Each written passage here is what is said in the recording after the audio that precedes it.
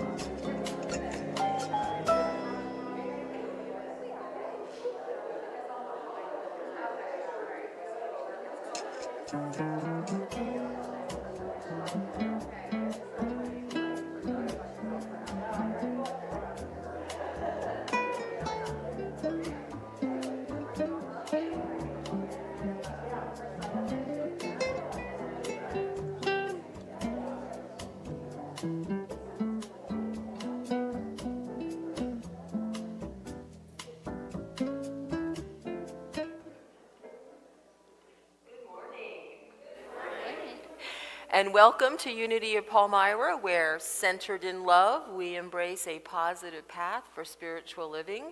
What's your first clue? We were at Pride yesterday. Pretty cool, huh? Check out Ken's. He saw Jackie and Cassie and I doing ours Friday night, and he was jealous, so he's also very prideful. And we had a... So we had a great time at Pride. I'm going to talk about it a little bit later, but this is my segue into, we are an open and affirming community, and we love you exactly as you are in all of your magnificent glory. I'm so happy that you're here with us this morning on this beautiful end of July day, and I will say it was really nice that it wasn't 100 degrees yesterday. I'm praying for that weather every July moving forward. It was just a very lovely day. So let's take a minute. You can close your eyes if you want to or not. We're going to take this sweet moment to become fully present, to let go of what was and what will be, and to be here now. To give ourselves that ultimate gift of being fully present, fully in the moment, quieting the chatter, letting it go. Anything that might be stressful or anxious, we just hang it on that hook in the back of our mind, knowing we can pick it up later if we want to. But for right now, we are here. We are here in joy. We are here in community. We are here in peace. We are here with wide open hearts and minds, eager to receive whatever this time together has to offer. And as always, we enter into this experience with gratitude, as we say thank you for this time to come apart for a while, to remember the truth of who we are, that we are spiritual beings having an incredible human experience together. And we say thank you for whatever space you are in as you hear these words and experience this service, whether you are here in the room with us now, whether you are watching us now through the ethers, or whether you are listening hours, days, or weeks later. We're so glad you're here. And finally, we say thank you for one another, for this beloved community so committed to making a difference, to being the change we wish to see in the world. And so it is. Amen.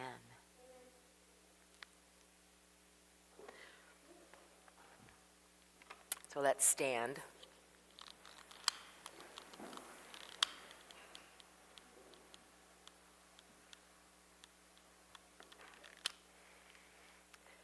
May the light we now kindle inspire us to use our powers to heal and not to hurt, to help and not to hinder, to bless and not to curse, to serve you, Divine Spirit. So our opening song this morning is I'm Choosing Heaven. So if you've been here for a while, you know that that means you get to pick 3 other things. I feel very short today. Should I be up on my toes? Okay. But very comfortable. So you get to choose 3 other things that you want to choose. So we start out with heaven and we end with heaven, and in between, what do you want to choose today? Joy? Peace? Grace. Ooh, that's a good one. I like grace. Okay. Help me remember that. Joy, peace. Thank you, Kate. Okay, joy, peace, grace. Okay, heaven, joy, peace, grace. Let's go. And heaven, yeah.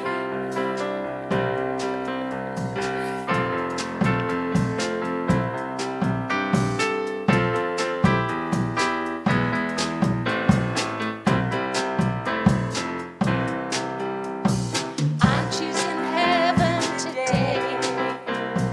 I'm choosing heaven today. I am walking the road to heaven right now, singing I'm choosing heaven today. I'm choosing joy today. I'm choosing joy today. I am walking the road to heaven right now, singing I'm choosing heaven today. Peace. I'm choosing peace today. I'm choosing peace today. I am walking the road to heaven right now, singing I'm choosing peace today. Grace. I'm choosing grace today. I'm choosing grace today. I am walking the road to heaven right now, singing I'm choosing grace today. And heaven. I'm choosing heaven today. I'm choosing heaven today. I am walking the road to heaven right now, singing I'm choosing heaven today. Yay, good job. Grace, that was a new one. I like that. Let's share together in our vision. Centered in love, we embrace a positive path for spiritual living. And our mission wherever we go, and particularly at Pride yesterday, we provide a welcoming community that inspires and encourages all who gather here through the teaching, sharing, and practice of universal spiritual principles. And so before we get into hugs and handshakes, I do want to say just a minute about our Pride experience. One of the things that we do is we have a basket full of affirmations that we created years ago just for Pride. And so what we tell people is close your eyes, and then my Pennsylvania Dutch background comes out, and I say, shushel them all up, and let the affirmation choose you, right? It's so cool. So like almost everybody that walks by does it because it's really interesting. So this was a first. 2 people that drew affirmations were in tears when they got their affirmation. Several people pulled it out and got a shocked look on their face and said, wow. One of them had pulled out one where we talks about being creative, and creativity surges through me, and he looked at me and he said, I'm a graphic designer. So it was a very interesting experience this year with the affirmations. So the other thing that was interesting was a couple people didn't want them and they looked almost frightened. And so I said, it's okay, they don't bite. It's okay. And then they kind of very, with great trepidation took it. But the other thing that was happening yesterday, and Mina was there with her umbrella, thank you. If you've ever been to Pride and you see those with the rainbow umbrellas, they are the ones who kind of surround the protesters with just energy and love and hopefully compassion, because some of the protesters yesterday were just particularly mean-spirited. And it was just so interesting. It was such a juxtaposition between the energy of pride, which is acceptance and love, and we're all one. And one of the things that I overheard someone say, one of the umbrella people, I forget what you're called. Silent witnesses. That's much better than umbrella people.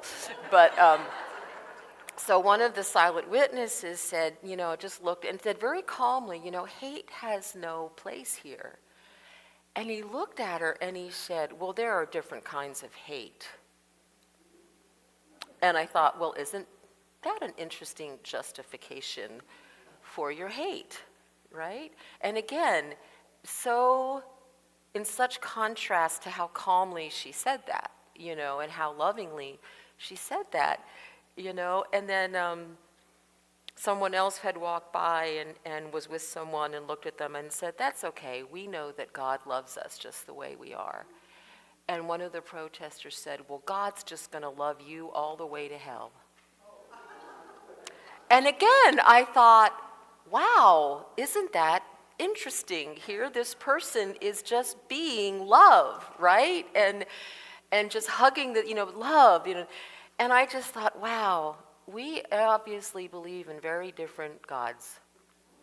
Because our God, spirit, cosmic energy, whatever you want to call it, is all about love. Right? Love and acceptance. And so I heard those things, and while I thought, wow, this is why Jesus wept, right? I also was so grateful for us and for everyone else there who was taking a stand for love and acceptance and just beauty, right? It was just so beautiful, right? So well done, Unity of Palmyra. Please give yourselves a hand for being who you are. Yeah. So, all right. So now you get to hug. So we are very mindful of wherever you are in your hugging journey. If you want to hug, we'll bring it on in. If you're more comfortable with the handshake, we will respect that. And if you want us to leave you completely alone, we totally understand. And we will honor whatever bubble you create about yourself. So have a great time.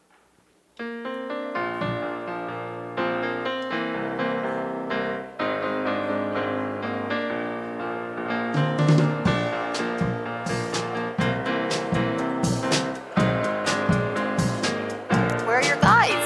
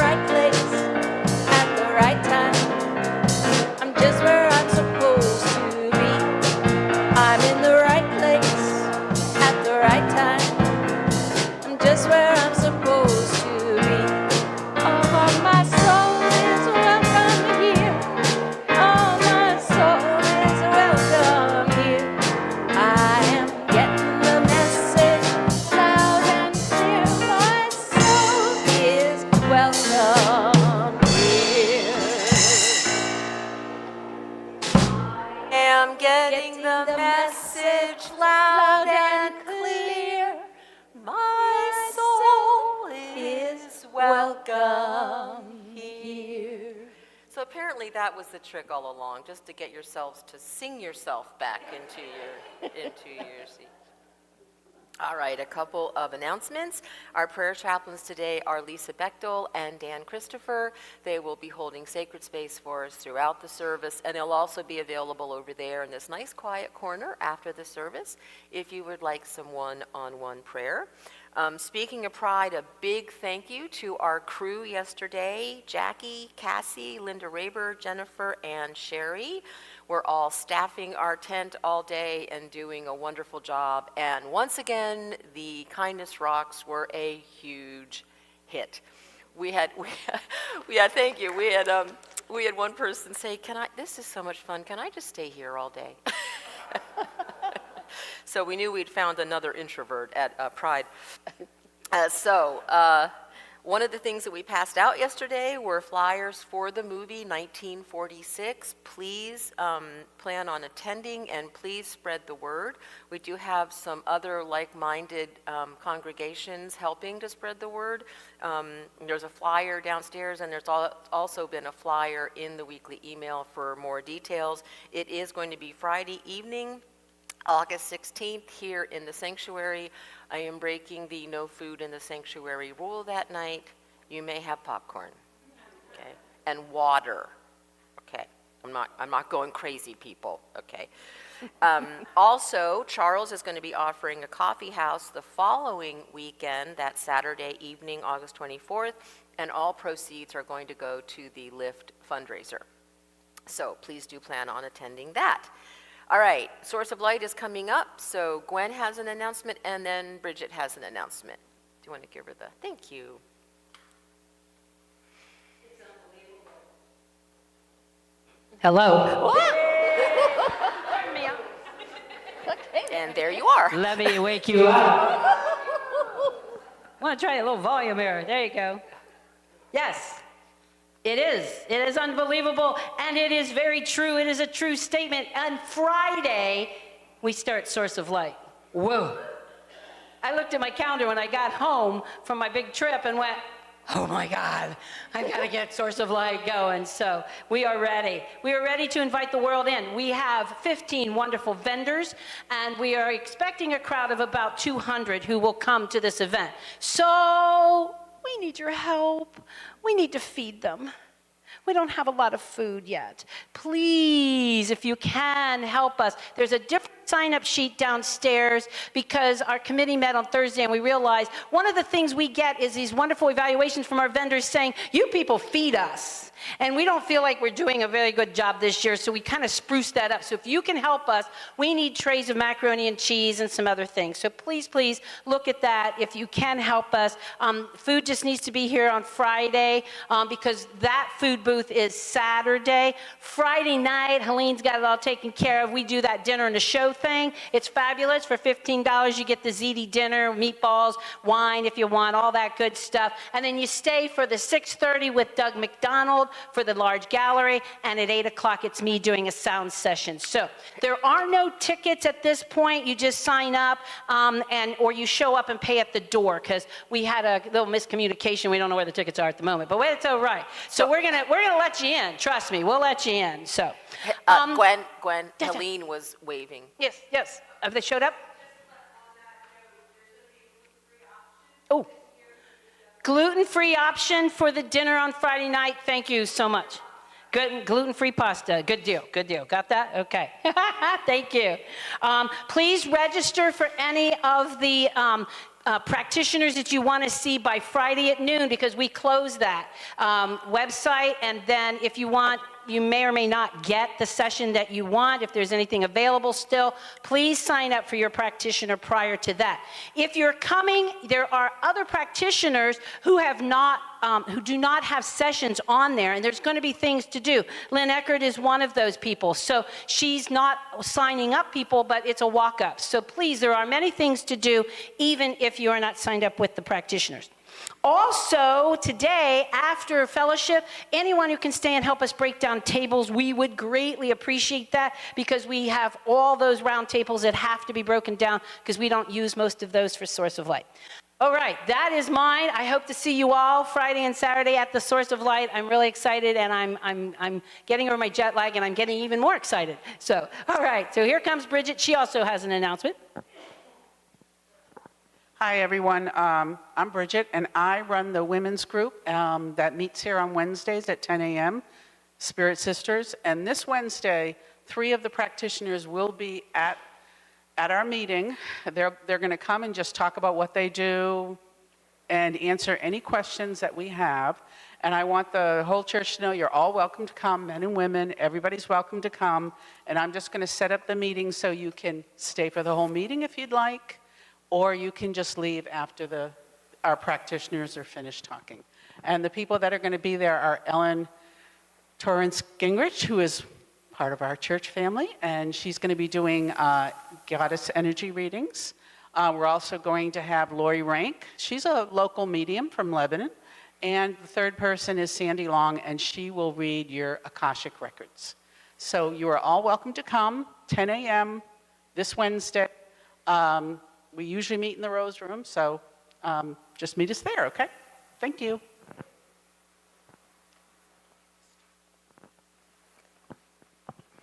Rick. Good morning. Our daily word today is alive, and our affirmation is divine life flows through me.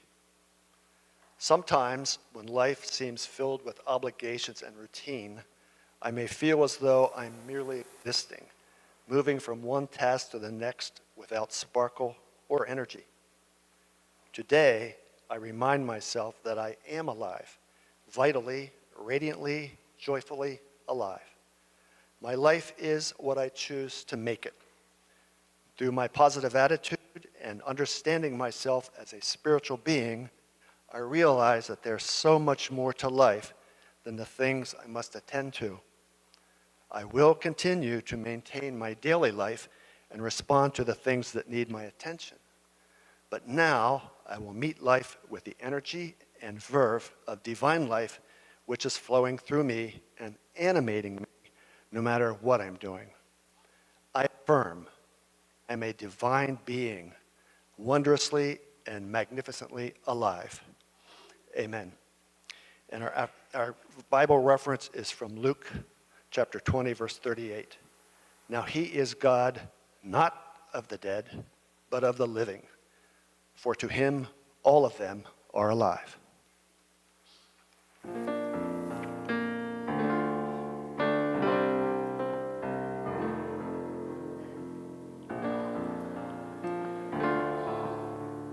My family is here.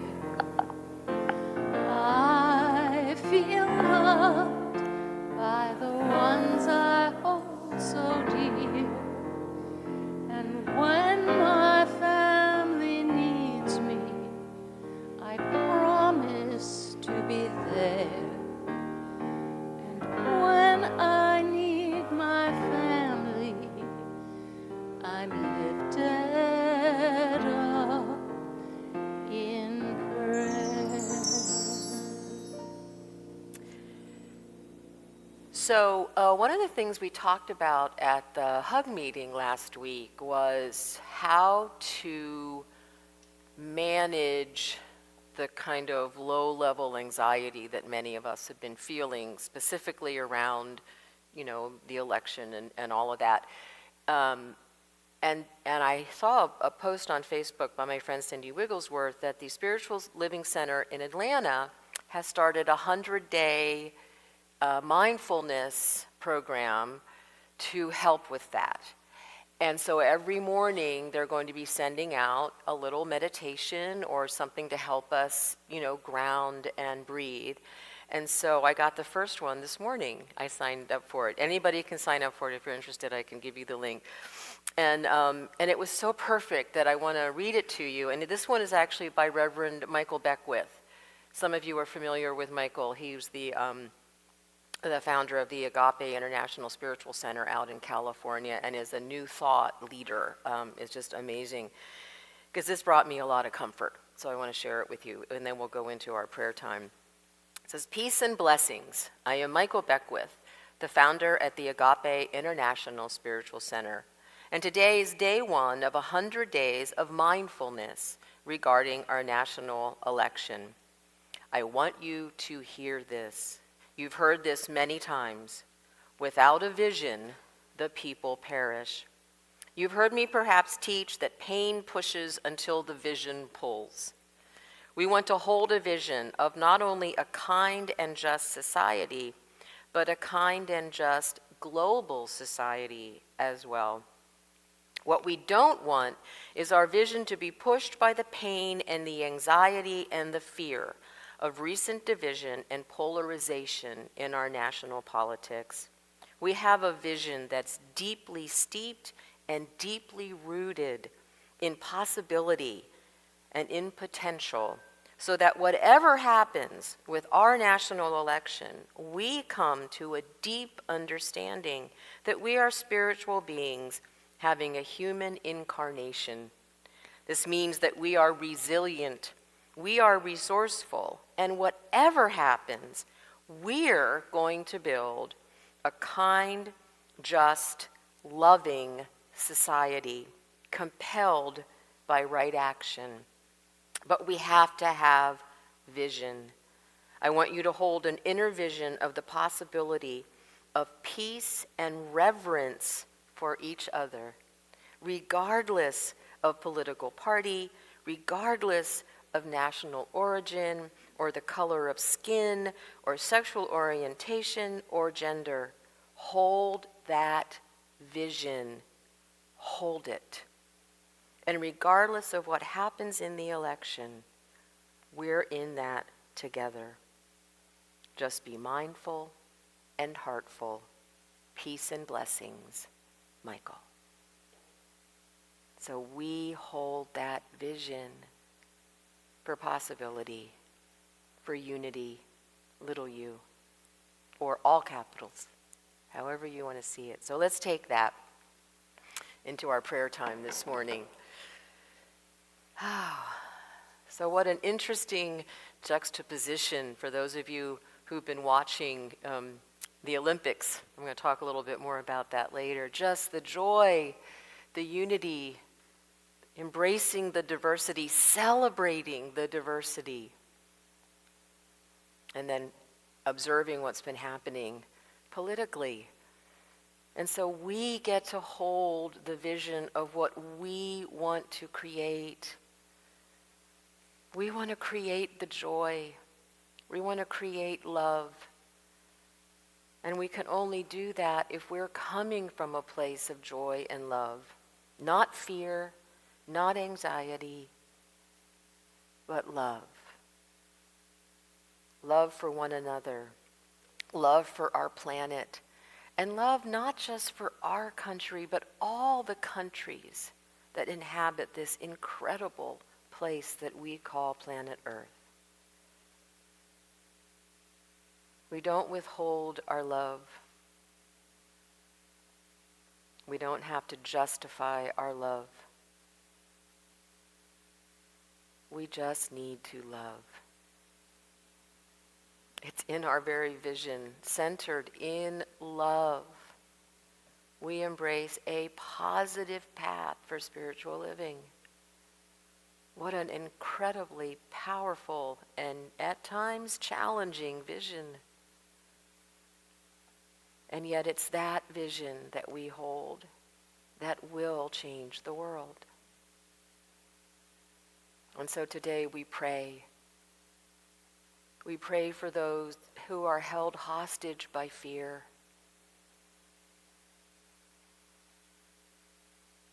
We send them compassion because we understand what it feels like to be in fear. And so we don't condemn or judge. We do commit to truth. We do commit to taking a stand for what's right and just. And that stand is for love.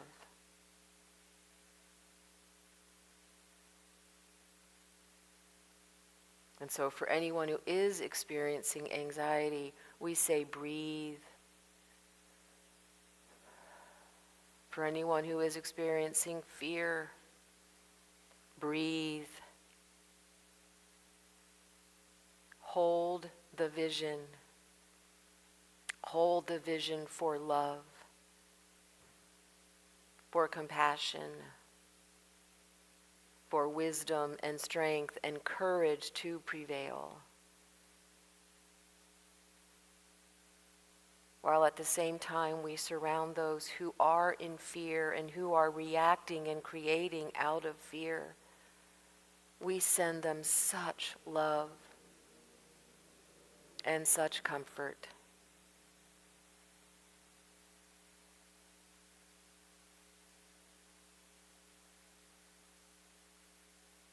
And so we breathe together as one, united in love, in truth, and in strength.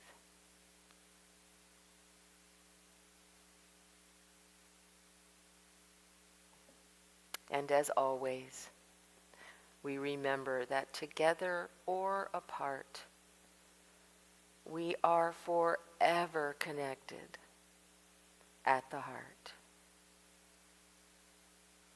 And so it is. Namaste. And thank you, Michael Beckwith.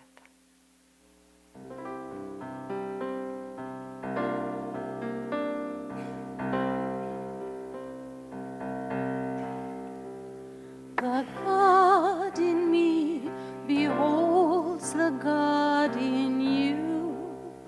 Namaste. The God in me beholds the God in you. Namaste. You are beautiful. You are whole. You are beautiful. You are whole.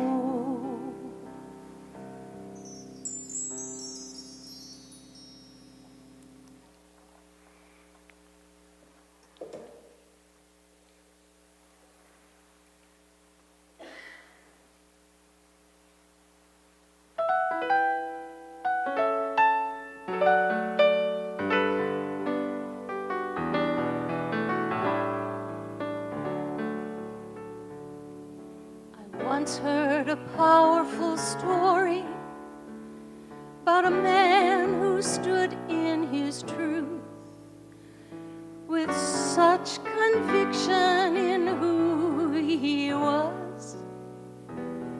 He would not be moved. Someone stepped out of the crowd and said, "Are you Martin Luther King?" He said, "Yes, I am," and the well-dressed man spit on him. Then King took out his handkerchief and wiped the hate from his suit. He gave it back to the man and said, "I believe this belongs to you. I will lift you up and do what I can do. I see your heart and I know your pain. I have been there too. I will hold you high while you do what you have to do. I'm clear who is standing here. I believe this belongs to you."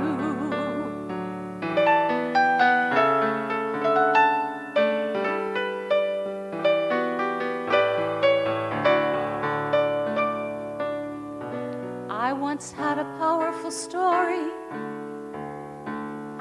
I used to carry around. I thought it was you all this time that held my spirit down. But now I know the truth of who I came here to be.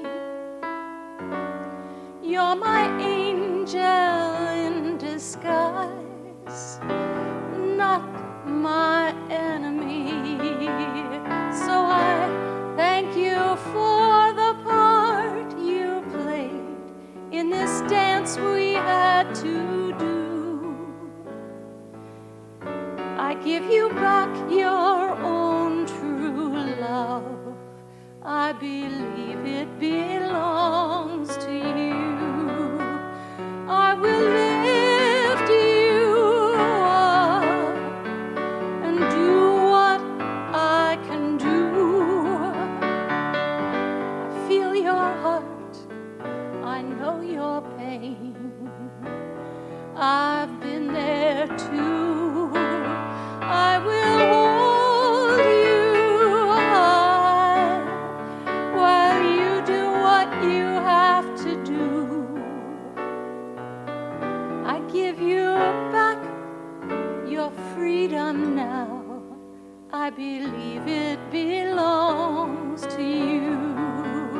I will lift you up and do what I can do.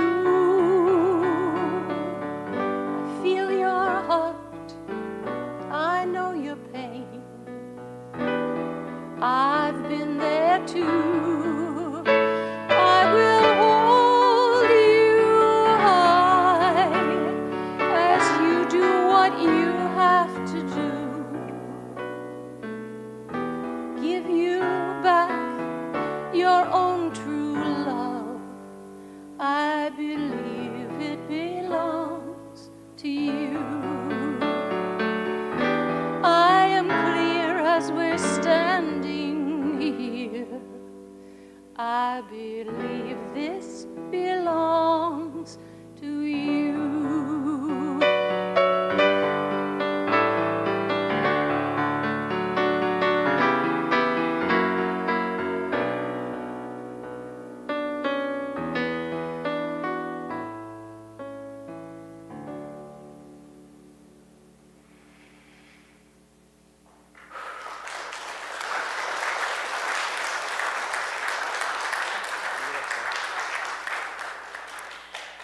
That was so beautiful. The first time I heard that song, I just couldn't stop crying. It was just perfect. And it was great because when I sent Kate the topic for today, and she sent that back as a suggestion, at first I was like, oh, well, that was an interesting suggestion. And then I realized, oh, no, that was a perfect suggestion. Right? Because when we're taking something personally, as we're going to be discussing, we've taken something on that belongs to someone else. Right? So practically perfect in every way, Ms. Kate. Thank you. So last week we started the 4 agreements with be impeccable with your word. And as Don Miguel points out, that lays the foundation for the next 3 agreements. Because once the truth has been established, and credibility and integrity and trust are present, then we can create new agreements. So the second agreement is, don't take anything personally. So here's what Don Miguel says. The next 3 agreements are really born from the first agreement. The second agreement is, don't take anything personally. Whatever happens around you, don't take it personally. Using an earlier example, if I see you on the street and I say, hey, you are so stupid, without knowing you, it's not about you, it's about me. If you take it personally, then perhaps you believe you are stupid. Maybe you think to yourself, how does he know? Is he clairvoyant, or can everyone see how stupid I am? You take it personally because you agree with whatever was said. And as soon as you agree, the poison goes through you and you are trapped in the dream of hell. What causes you to be trapped is what we call personal importance. I love that. Personal importance, or taking things personally, is the maximum expression of selfishness because we make the assumption that everything is about me. Me, always me. Nothing other people do is because of you. It is because of themselves. All people live in their own dream, in their own mind. They are in a completely different world from the one we live in. Has anyone ever experienced that? When we take something personally, we make the assumption that they know what is in our world, and we try to impose our world on their world. Because why? It's all about me. Even when a situation seems so personal, even if others insult you directly, it has nothing to do with you. What they say, what they do, and the opinions they give are according to the agreements they have in their minds. So, how do you know when you've taken something personally? What's your first clue? You get upset, right? So think back to the last time where you got truly, deeply defensive or offended. Make it a good one. Right? As Ken would say, your knickers were really in a twist. Right? That's the evidence that you took something personally. So remember that the goal of all these agreements is to create freedom. And until we get that what other people think of us is none of our business, we're not free. Because we're constantly trying to please and appease everyone around us. We're held captive to their opinions of us, to what they think about us and to how they see us. We become offended, we take it personally because we believe deep inside, this is an inside job, that what they said must be true. So that's when we have a choice. We can react or we can respond. Spoiler, reacting is easier. Responding takes work. It means that we pause and we reflect and we engage in this powerful exercise we call self-inquiry. And we become curious. Now we're going to talk more about curiosity next week. But it is also part of this agreement. We become curious. So just as last week we looked at why do I want to say what I want to say? Remember back to, is it true, is it necessary, is it kind? Well, so why do I think it's necessary to say this? This week we're looking at why am I offended? And truly, am I offended waiting to happen? Right? Because once we get to why, then that helps us to have a deeper understanding of ourselves. Because if I don't believe that something is true about me, it doesn't offend me. If I'm not attached to it, it can't hurt me. So this is actually part of another work that was written by Don Miguel's son, Don Miguel Ruiz Jr., and he calls it the 5 levels of attachment. And I thought this was incredibly interesting and pertinent to the kind of environment and energy that we're living in now. So he explores how attached and identified we become with a particular belief system. Okay? So he says, these levels are instruments for becoming aware of how attached you are to your own beliefs and ideas and how open you are to those of others. That's important because your beliefs create your reality, right? Which, that's New Thought 101, right? What Toltec teachings call your personal dream which contributes to our collective reality or the dream of the planet. Understanding what level you're operating on can help you see how your attachment to knowledge and beliefs can lead either to freedom, which is the ability to express your full potential, or to suffering. So just quick show of hands, would you prefer freedom or suffering? All of those in favor of freedom? All of those really enjoy their suffering? Right? But we do it, right? We say, so I noticed Ken had his hand up for both, right? And that's actually pretty accurate, because we do get so attached to our suffering, friends, right? We let it define us, right? But you don't know how I've suffered, right? Newsflash, we do. Right? I loved that line in the song, I know your pain, I felt it too, right? But how attached we get to it. So the first level of attachment is what he calls the authentic self. And so at this level, I'm alive, perfect daily word, thank you, little baby Jesus, and I'm aware of it.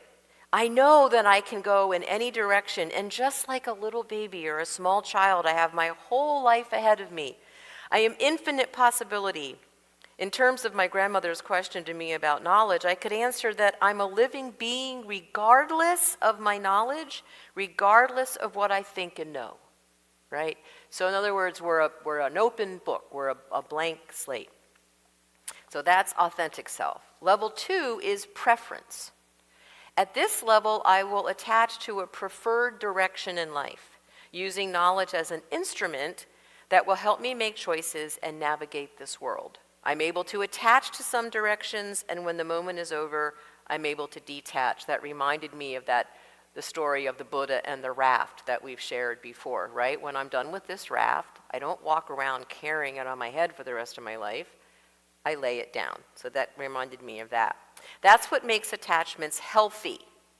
The ability to detach when the attachment is no longer necessary or appropriate, okay? That's preference. Level 3 is identity.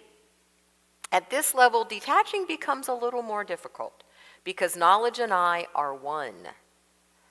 I become so attached to a particular moment that I give myself the name attached to that moment. I define myself by the game I watch or the food I eat or the books I read or the prayers I give. I see myself not as the experience of life, but as a definition I've given myself. And the only way to know myself is through this definition. That was identity.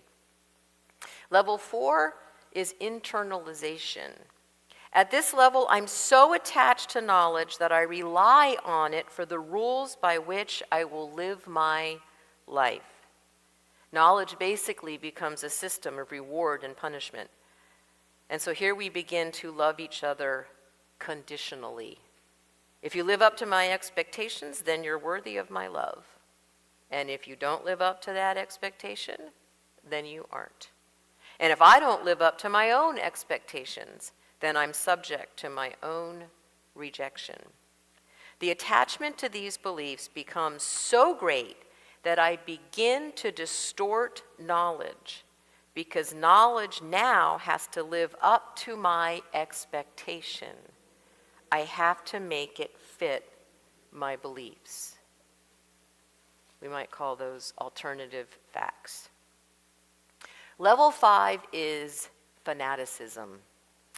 At this level, knowledge has total control over me, and I have no awareness of my authentic self. I see myself only through this identity that I must live up to. And I see everyone in my life as the identity I have given them that they must live up to as well. At this level, people become so zealous that they're violent toward each other and their cultures go to war with one another.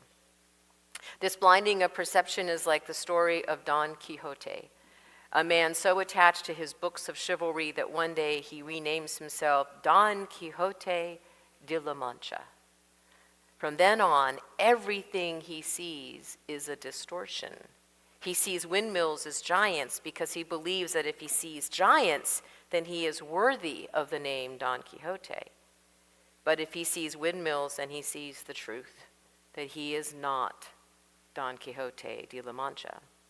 When he finally sees that the windmills are really just windmills, he concocts a story about a magician changing the windmills to make him look bad. In other words, he tries to continue the illusion. When we have a moment of clarity like that, we become aware of what we've created, aware that those ideas exist only because we believe them. When that happens, we then realize we have a choice. We can continue to believe our illusion, or we can let go and allow ourselves to have the experience of being who we truly are without illusion. Pretty powerful, huh? So one of the lines that jumped out at me was, he creates a story that allows him to continue the illusion. Sound familiar? So when presented with information that is contrary to our belief, we create a story to reinforce it. So psychologists call that cognitive dissonance, right? When we have such a strongly held belief, I would say when we're in either internalization or fanaticism, that when we're presented with information that is the opposite of or different from that belief, we become physically uncomfortable, right? Physically, emotionally, mentally, we can't hear it. And so we make up something to counter that so that we can hold on to our belief. So the more attached we are to knowledge, as San Miguel would say it, or to belief, the more prone we are to taking any opposing view personally. Anybody ever experienced that? Right? How can you believe that? Anybody ever say that? Or its sister, I can't believe you believe that. We make it about us, and we feel personally attacked to be questioned or challenged. So one of my friends shared something this morning. I was oblivious to this. Ken and I watched the opening ceremonies of the Olympics, and were just blown away. I mean, it was just an incredible feast of senses between the art and the visuals and the music. And Kelly Clarkson was one of the commentators, and she said, I feel like I'm watching a movie, like how it just all played out. And it was just, we just kept going, wow, as we were watching it. Well, I was oblivious to the uproar, some of you may have seen this on Facebook, that some of the scenes caused. And I was like, what is going on? Like, how could anyone not have loved, you hear me? How could anyone not have loved this? Well, I loved it, so therefore, everyone should love it, right? Lest we think that we are not bound by our own beliefs and opinions. So anyway, apparently one of the uproars was there was a reenactment of a famous painting. And a whole bunch of people, many of them from America, from the United States, came out and said, oh, this is horrible, this is awful, you're making a mockery of the Last Supper.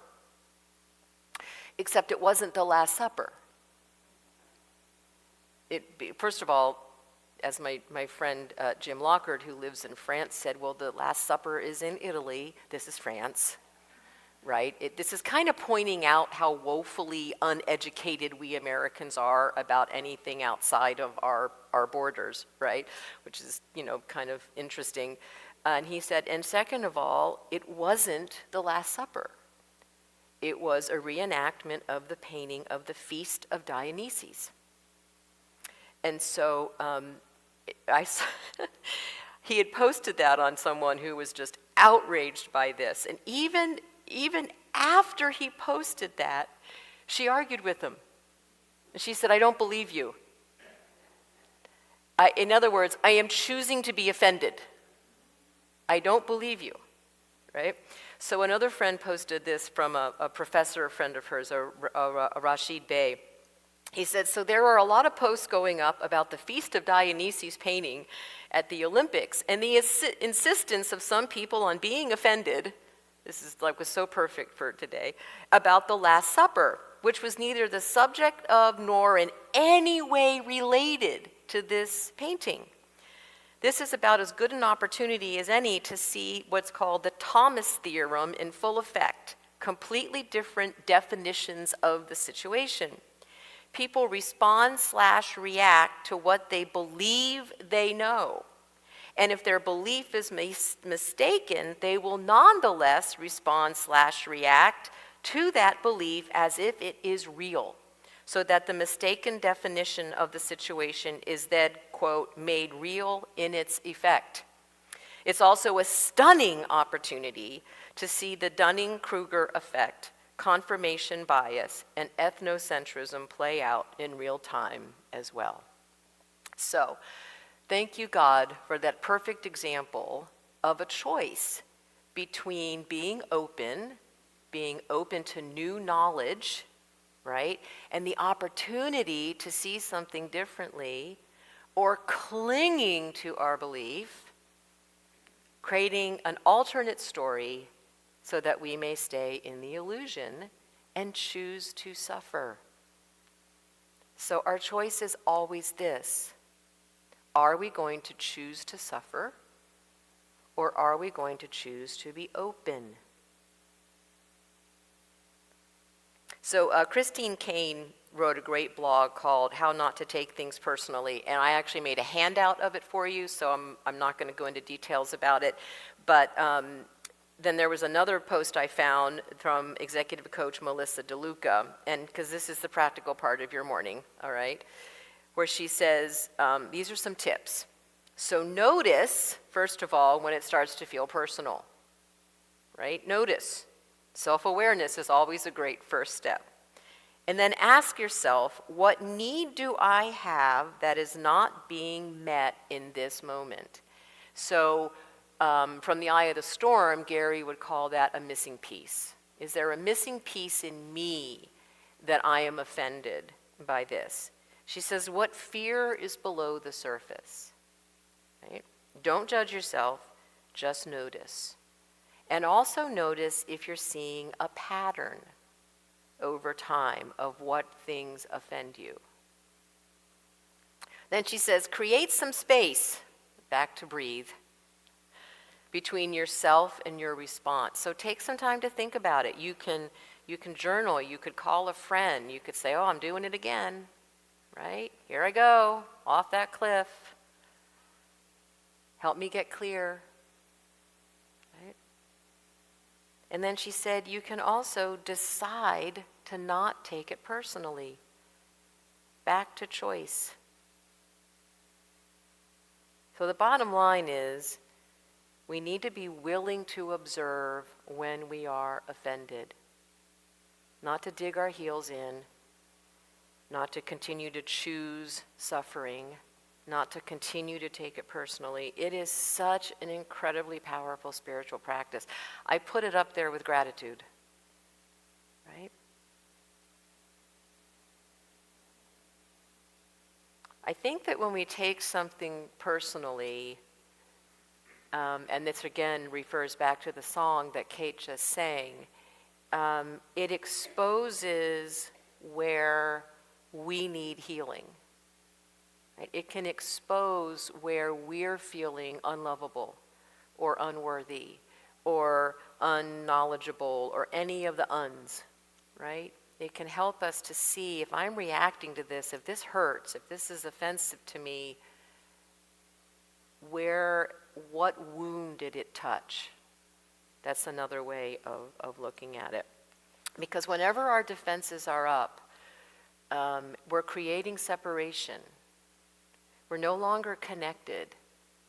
We're no longer identifying that this person is for me, back to the eye of the storm. So when that happens, we stop creating out of our wholeness, and we start creating out of our wounds, right? We have to remember that we are born in the image and likeness of love. We were not born to be cranky. Sorry, honey. And offended and defensive. We were born to love. You know, I've always struggled with cynicism, and because I'm like, yeah, you know, don't go there, and let's be positive, right? And then I saw this quote by George Carlin several years ago that really made me think, and he said, inside every cynical person, there is a disappointed idealist. And that really helped me to have some compassion, to stop judging. I know, what a concept, right? To stop judging and to start having compassion. Like, where have you become so disappointed in the good in the world? Right? And to send love and reassurance. So Marcy Shimoff says, love is your job description. No matter what you do for a living, if you ever feel unsure of what you are supposed to do in a situation, here's a good rule of thumb. Always do what leads to greater love. So, do I want to be offended? Or do I want to do what it takes to lead to greater love? So, questions, comments, ahas or oh no's?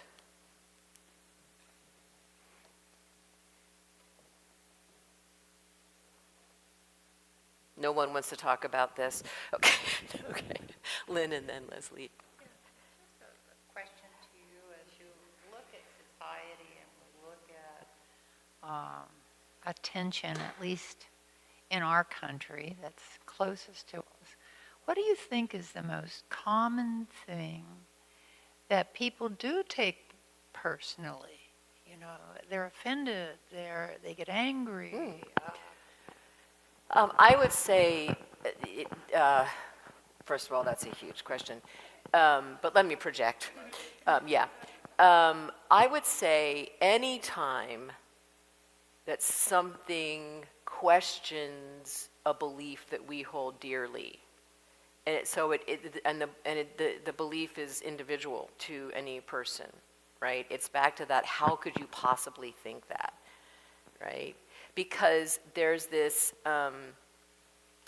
we have a need to be right, right? Right? Okay. And so whenever someone questions something we believe, we can feel wrong. We don't like feeling wrong. To use Don Miguel Jr.'s words, we're very proud of our knowledge and our rightness, right? And so whenever someone can call that into question and we feel wrong, we don't like it. And that's a real signal to get curious, which we're going to talk about at depth next week. So, yeah. Miss Leslie. Yeah, so I was, what came to me about, you know, when does it really feel personal and when is it most challenging? You know, for me, speaking personally, is, you know, when something's coming at me from someone that I love. You know, and if there are a lot of you statements being used, it's hard for that not to feel personal. So in our house, what we've gradually moved to is, you know, first of all, I have learned to stand, you know, take a breath, step back, kind of observe, see the patterns, but also listen for the grain of truth that's there, because there's always something for us to learn about ourselves, that self-exploration. But then also to gently switch the conversation from the you statements to I feel. Yeah. And that way it shifts that energy of being a personal attack to someone sharing their pain or discomfort or, yeah, and we found that to be very helpful. Yeah. In fact, the shift to I statements is actually one of the suggestions on the handout that she talks about. And even just the way we phrase things, sometimes we think we're making a statement or an observation, but it can sound like an accusation, right? And that's why this follows be impeccable with your word, right? Because I'm guessing there would be a lot less defensiveness in the world if we all stopped at, is it necessary? Right? And yet, when it does happen, it's really an opportunity to look at, why did this hurt? Right? This really hurt. Why did this hurt? What must I believe to be true about myself? Right?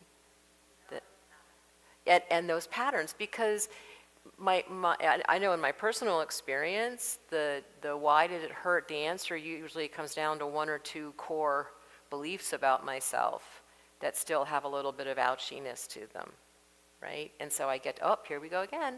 There you go, Steph, right? Yeah, opportunities for healing, it's so powerful. Yeah. Anybody else? Questions, observations? So just to check in with the therapists in the room, did we do okay with the whole attachment thing? Okay, yeah. I always get a little nervous when I feel like I'm talking outside of my area of expertise, but boy, did it resonate, those areas of attachment. And just the, and just to say, I'm sure many of us, when we got to fanaticism, had some people in mind that we could say, well, clearly they're at that level of fanaticism. Yeah, pick up a mirror, people, right? We can get very fanatical in our own beliefs, right? And it's really important that we recognize that and that we be open, right? Because, yeah, we can be subjected to internalization and fanaticism. We actually see it a lot in unity around being positive, right? It's only been in recent years that we're allowed to talk about being sick. Seriously. There was a lot of metaphysical malpractice that went on before we got real and acknowledged that we live in physical reality.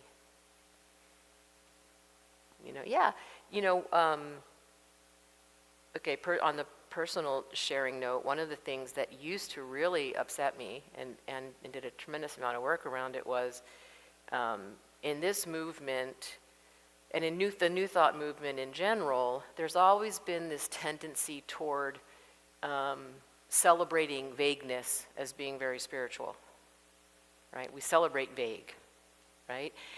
And I'm a very specific person. I'm very action-oriented. I try to be very clear. I want to plan, right? And for years, I would get feedback that just wasn't spiritual, right? And for years, I believed it, right? I'm just not spiritual enough for this work. Until I finally did that deep healing that had really propelled my career in a whole different direction, because and that is to embrace that everything is spiritual. Clarity is spiritual. Having a goal is spiritual. Having a plan is spiritual. Having authentic conversations is spiritual, right? Because everything is. And I believe our mission here in this incarnation, I love that Michael said that, becoming meat, that's what we decided to do, is to fully integrate our humanity and our spirituality. Not to deny our humanity and not to deny our spirituality, but to recognize that we're both. And we are at our most powerful when we integrate them and don't deny either. And so now it doesn't bother me at all anymore if people don't think I'm spiritual enough.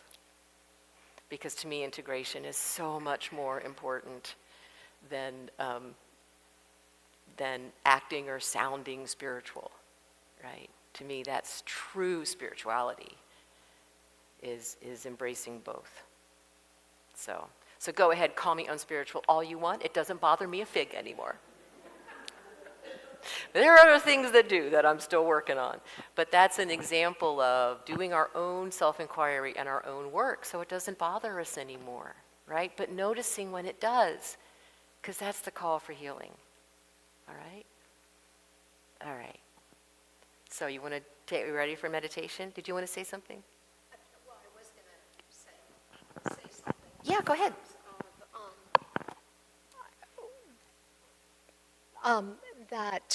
That when we see that we take something personally, that if we can try to reframe that as an opportunity, Yeah. right?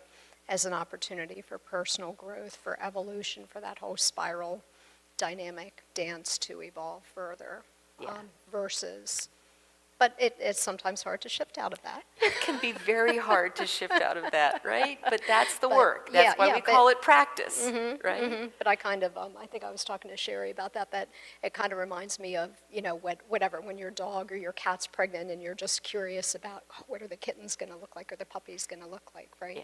Because doing the work can get you, Yeah. there. Yeah, Yep. absolutely. Being curious. Just to stay tuned for next week. Lots of curiosity happening next week. Yes, it's a huge opportunity, right? And that's, again, the power of, I believe this belongs to you. When we stop taking it personally, we've handed it back to the other person. I hear that that's your opinion. You're welcome to it, right? But without animosity, without anger, without resentment, just, thank you for sharing. I'm giving this back to you, right? It's very, very powerful. All right, let's go into meditation.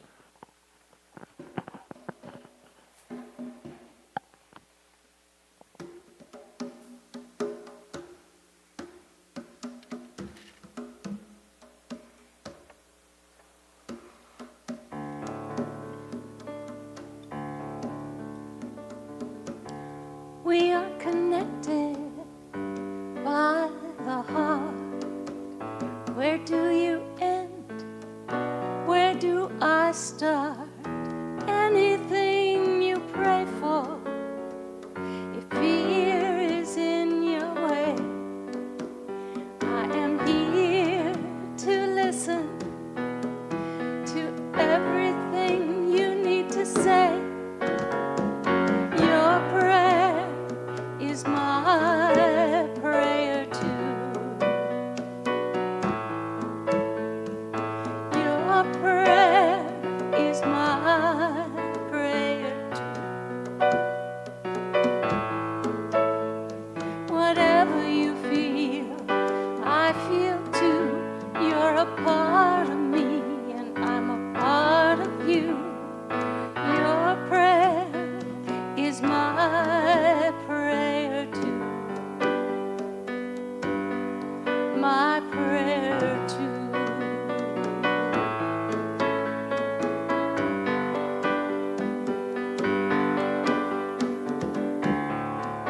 I hear the worries that are in your way. There's nothing I can do to take your pain away, but I'll help you reconnect with that voice that's deep inside. Let angels wrap you in their love. Let spirit be your guide. Your prayer is my prayer too.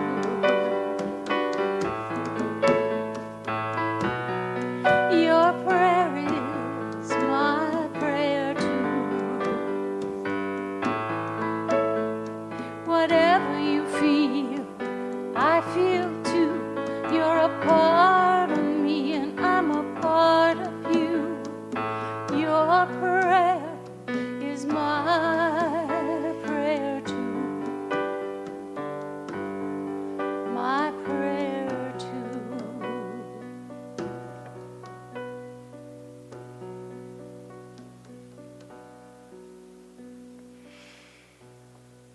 And so we breathe in those powerful words and that recognition of how deeply connected we are.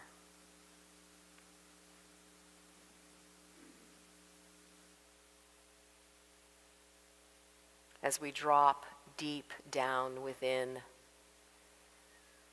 underneath the fear, underneath the hurt,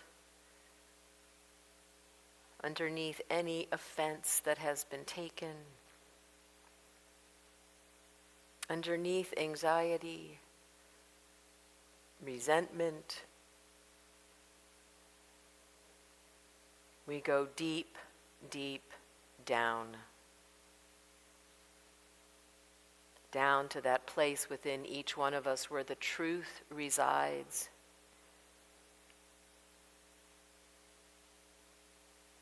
That truth that says we are worthy.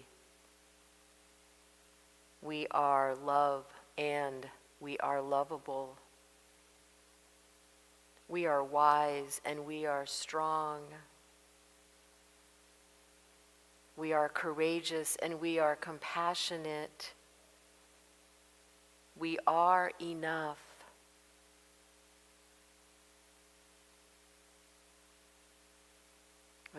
When we bring that truth of who we are into the world, into our relationships, into our conversations, into our interactions with everyone we meet, then we are free. There's no wound to touch.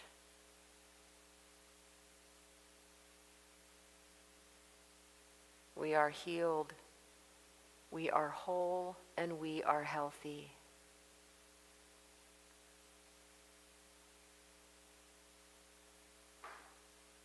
And when we observe, when we step into that place of witness, and we notice that we are not responding from that truth, we take a breath. We observe without judgment and with great compassion. Where there is still pain, where we are still capable of being hurt,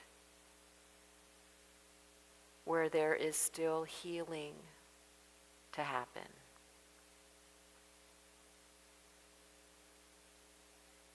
At that point, we open our minds and our hearts.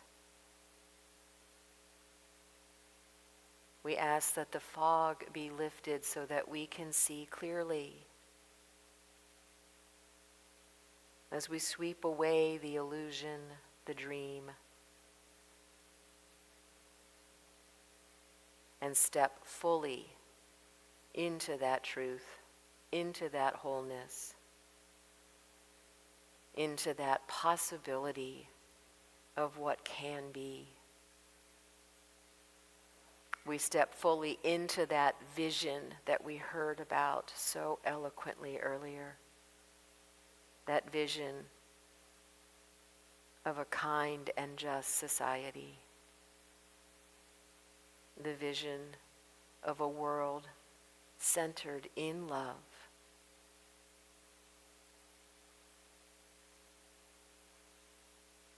A world where we recognize that we all share the same prayers.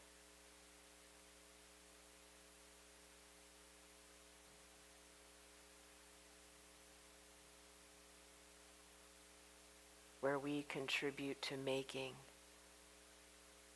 a much more beautiful world together.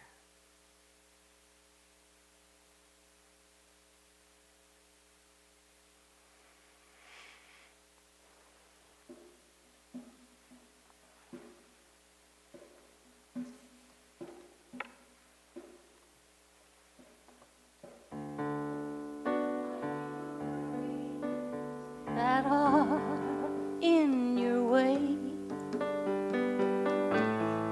There's nothing I can do to take your pain away, but I'll help you reconnect with that voice that's deep inside. Let angels wrap you in their love. Let Spirit be your guide. Your prayer is my prayer too. Your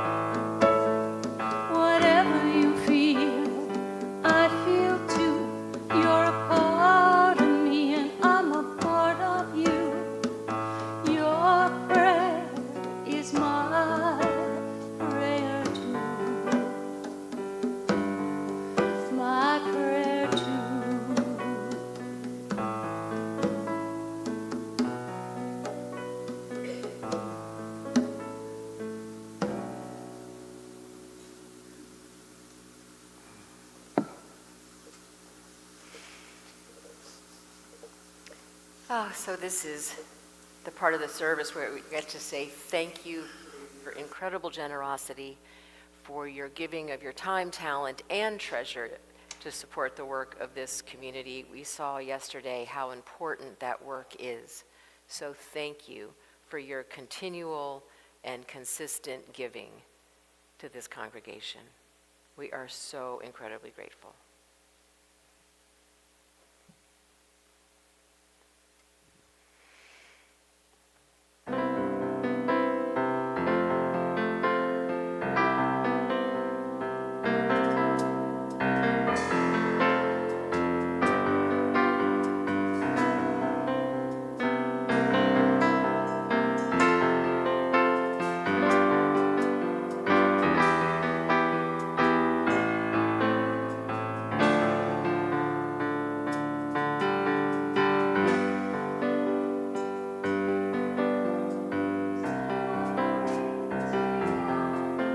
Leaves me crying.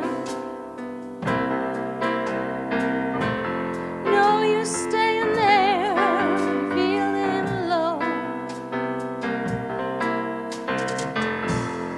No good comes from holding on to grieving. Stand up, let that heartache go.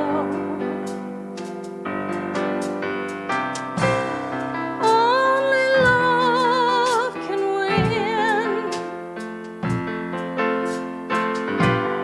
Bitter is the hand hate will deal. I know it seems simple, too good to be true, but love and life will bring the best to you.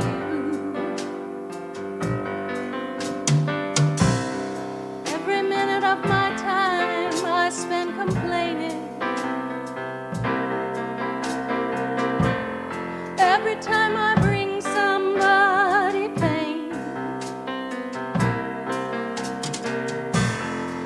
it just takes away from my time remaining.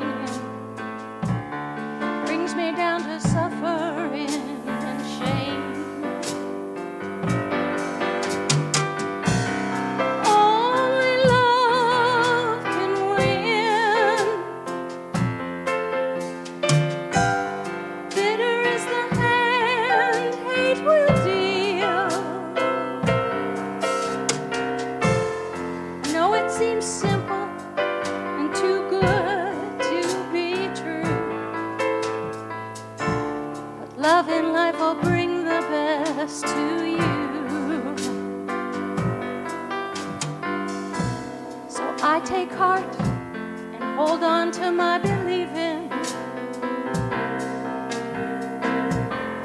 I'm the one who makes my dreams come true.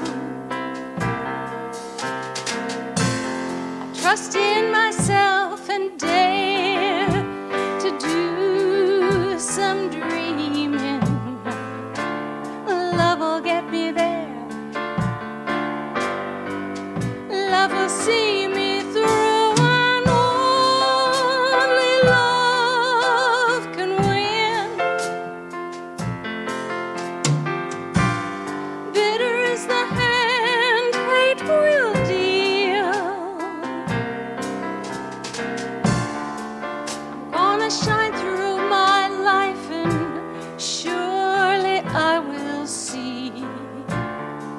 Love is the power. Love is the power. Love's the power that'll set me free.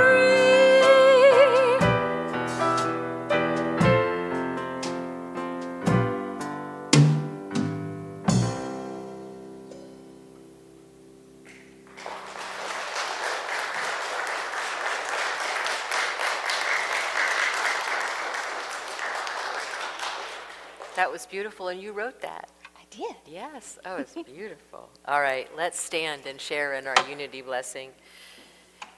Together, we love you, we bless you, we appreciate you, and we behold the Christ in each and every one of you. Yes, we do. Let's sing the peace song.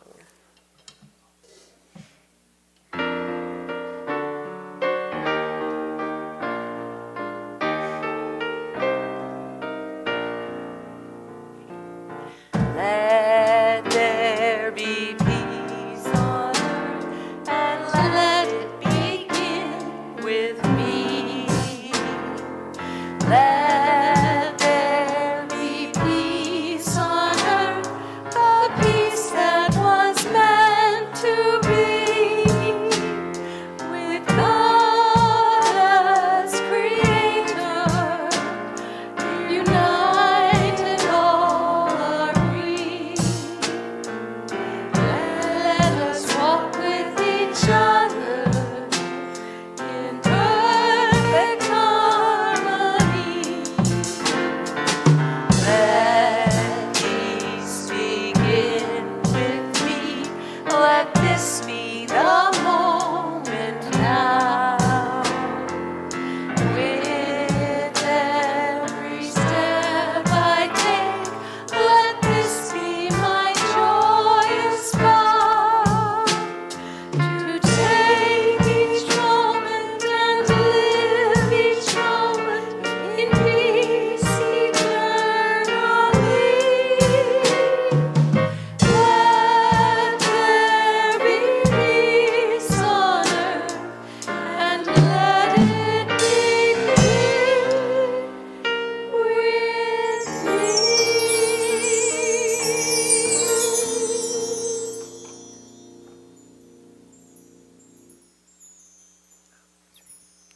We extinguish this flame, but not the light of truth, the warmth of community, or the fire of commitment. These we carry in our hearts until we are together again. The light of God surrounds us. The love of God enfolds us. The power of God protects us. The presence of God watches over us. Wherever we are, God is. And wherever God is, all is well. Go forth unoffended this week. And if you are, go within.